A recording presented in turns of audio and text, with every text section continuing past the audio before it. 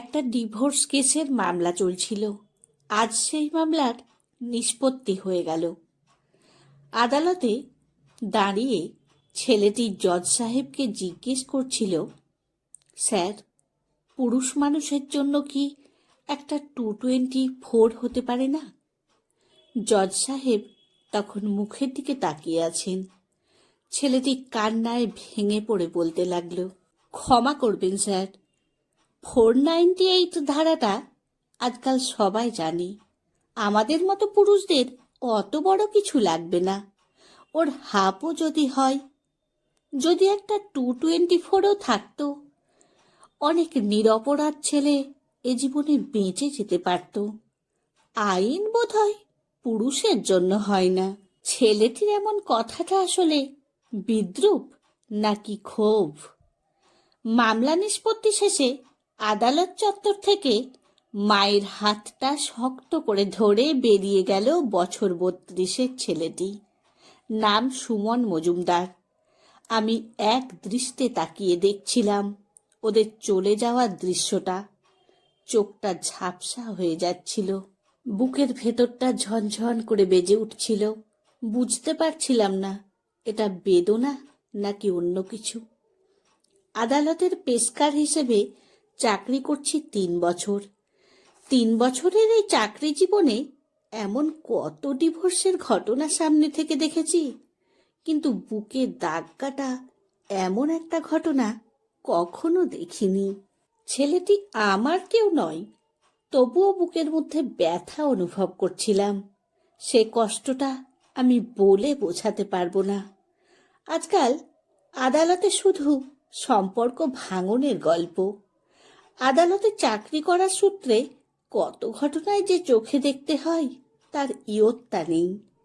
এই আদালতের চাকরিটা না পেলে জানতেই পারতাম না জগৎ বড় কঠিন।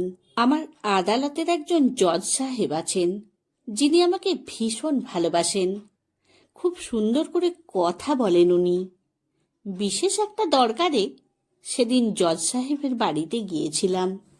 কথা বলতে বলতে উনি বললেন, রাকেশ, এবার একটা বিয়ে করো, আর কতদিন একা একা থাকবে? আমি হেসে মজা করেই বললাম, এই তো স্যার, ভালোই আছি। চাকরি করছি, নিজের মতো করে রান্না করছি, নিজের পছন্দের খাবার খাচ্ছি, একাই বেশ ভালোই আছি। আপনাকে তো আমার জীবনের ঘটনা সবই বলেছি। বিয়ে করব না স্যার। তাছাড়া আদালতে বসে যেভাবে বিয়ে ভাঙার গল্প দেখছি, তাতে আর ইচ্ছে নেই স্যার। একলা থাকার একটা সুবাস আছে। নিজের জীবনে তখন নিজেই বশ। আমার কথা শুনে জজ সাহেব হো হো করে হেসে উঠেছিলেন। বললেন, জীবন তোমার, নিজের মতো জীবন কাটানোর অধিকার তোমার আছে। জজ সাহেবকে বললাম, যতই বলি স্যার নিজের মতো করে কাটাবো, জীবন কি নিজের মতো করে কাটানো যায়? বাড়িতে মা বলছে বিয়ে করতে, দেখা যাক জীবনে কি আছে, তবুও সংসার করতে হবে। জীবন কাকে কোন পরিস্থিতিতে গিয়ে দাঁড় করাবে তা কেউ বলতে পারে না। ওই সুমন কি 10 মাস আগে জানতে পেরেছিল 10 মাসের বিবাহিত জীবনে এই বিচ্ছেদ নেমে আসবে? সুমন আমার বন্ধু বা আত্মীয় কেউই নয়, তবুও সুমনের গল্পটা বলতে ইচ্ছে করছে। সুমন কোনো সরকারি চাকুরে নয়, একজন প্রতিষ্ঠিত ব্যবসায়ী। ব্যবসাটা ছিল সুমনের বাবার। হঠাৎ করেই বাবা মারা যান। বাবা মারা যাওয়ার পর থেকে সেই ব্যবসা চালাচ্ছে সুমন। মালদহ টাউনে নিজস্ব বাড়ি। অবস্থা খারাপ নয়। সুমনের বিয়ের কয়েকদিনের মধ্যে ধরা পড়ে ওর মায়ের ক্যান্সার। বাড়িতে অসুস্থ মা আর বউকে নিয়েছিল সুমনের সংসার। একটা শান্তিপূর্ণ জীবন চেয়েছিল সুমন, তার হয়নি। জীবনে একটা পারফেক্ট মানুষের চেয়ে একটা শান্তিপ্রিয় মানুষের বড় প্রয়োজন বোধ হয়। সেই শান্তিটাই দিতে পারেনি সুমনের স্ত্রী নন্দিনী। নন্দিনীর সাথে সুমনের বিয়েটা দেখাশোনা করেই।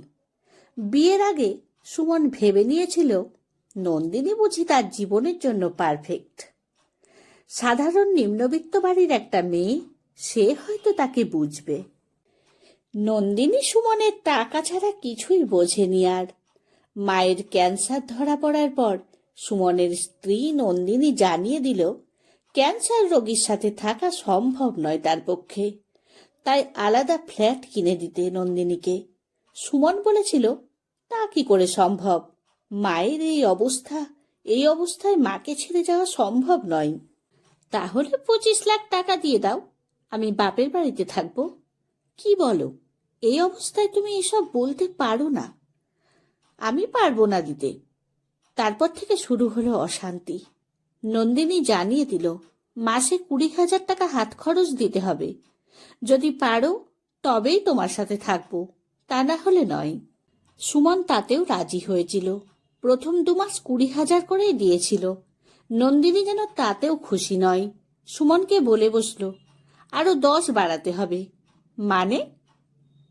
মানে আবার কি? 20,000-এ কি হয়? সুমন স্পষ্ট ভাষায় জানিয়ে দেয় পারবে না দিতে। না পারলে বিয়ে করেছিলে কেন? আমি তো তোমাকে আর এমনি এমনি বিয়ে করিনি। কি সব বলছো তুমি?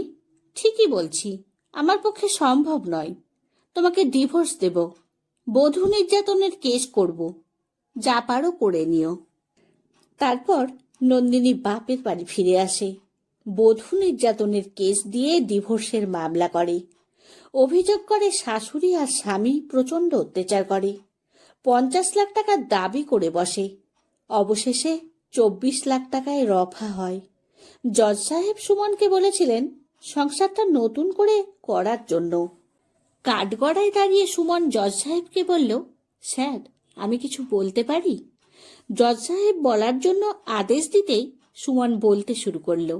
সুমন বলল, স্যার, আজ যে টাকাটা দিতে হচ্ছে এটা আমার ব্যবসার টাকা। ব্যবসা থেকে 15 লাখ টাকা বের করেছি। মায়ের সেভিংস ছিল, সেখান থেকে 4 লাখ। আরও এপাশ ওপাশ থেকে ধার করে 5 লাখ। মোট 24 লাখ টাকা দিচ্ছি।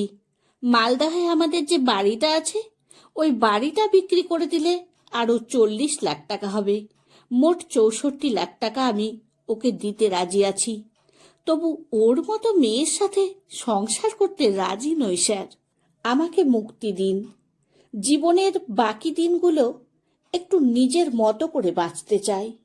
জীবন যন্ত্রণা কোন জায়গায় গিয়ে পৌঁছলে তবে এমন কথা আসে। ভাবছিলাম এরকমও হয়। সুমনের স্ত্রী এটা করতে পারল। এতটা নীচ মানসিকতা হয় কি করে? ওদের কয়েক মাসের বিবাহিত জীবনের এই গল্পটা শুধু সুমনের মুখ থেকেই শুনেছিলাম। নন্দিনীর কাছ থেকে কিছুই শুনিনি। আমি নন্দিনীর মুখ থেকে না শুনলেও সুমনের এই গল্প যে সত্যি সেটা আর বলার অপেক্ষা রাখে না। সুমনের সাথে যা ঘটল তা আমার সাথেও ঘটতে পারত। ভাবলেই যেন শিউরে উঠছি। হয়তো আমাদের বোলপুরের বাড়িটাই বিক্রি করতে হতো, হয়তো নিঃস্ব হয়ে পথে বসতাম। আমি সুমনকে না চিনলেও খুব ভালো করে চিনি নন্দিনীকে। অনেকদিন পর আজ নন্দিনীকে আরো ভালো করে চিনলাম। মনে মনে বললাম, নন্দিনী, তুমি একটুও বদলাওনি। ছি, তুমি একই রকম রয়ে গেছো। এই নন্দিনী আসলে আমার প্রাক্তন প্রেমিকা। আমরা দুজনেই বিশ্বভারতী ইউনিভার্সিটির স্টুডেন্ট। আমি তখন 3rd ইয়ার পড়ছি। ওর সাথে আলাপ হলো। 5 বছরের প্রেম। এই 5 বছরে আমি ওর জন্য কি না করেছিলাম। শেষে বলল, আমার মতো মেয়েকে বিয়ে করার কি যোগ্যতা আছে তোমার? কত টাকা রোজগার করো? অথচ নিজে টিউশন করে তখন আমার সাধ্য অনুযায়ী সব আবদার মিটিয়েছি। প্রতি মাসে হাত খরচের টাকা আমি দিতে ভুলে গেলেও ও চাইতে ভুলে যেত না। টাকার অঙ্কে আমি হেরে গেলাম নন্দিনীর কাছে। নন্দিনী আমাকে ছেড়ে দিল। বলল, এই পৃথিবীতে তোমার কি দাম আছে? টাকা আছে। ভাবলাম সত্যি তো, আমার টাকা নেই। ভীষণ কষ্ট পেয়েছিলাম সেদিন। ও ছেড়ে চলে গিয়েছিল। নন্দিনী টাকা ছাড়া কিছুই বোঝে না। আজ ভাবছি এই পৃথিবীতে কি না হতে পারে। মিথ্যেকে সত্যি বলে চালিয়ে দেওয়া যেতে পারে। মানুষকে ঠকানো যেতে পারে। আচ্ছা, যারা এগুলো করে তারা কি ভালো থাকে? এক শ্রেণীর মানুষ ভীষণ লোভী হয়, তবে এটা সত্যি কৃতকর্মের ফল ভোগ করতেই হবে, এইটুকু বিশ্বাস নিয়েই বাঁচতে হয়। সুমন আদালত ছেড়ে চলে যাওয়ার পর ভাবছিলাম, সুমনের মতো কত নিরপরাধ ছেলেই থাকে যারা মিথ্যে কেসে ফেঁসে যায়, সাজা পায়। চোখের সামনে থেকে দেখা মারণ ব্যাধিতে আক্রান্ত রুগ্ন মাও মিথ্যে মামলার আসামি। কি জানি কি নিয়ম বিধাতার।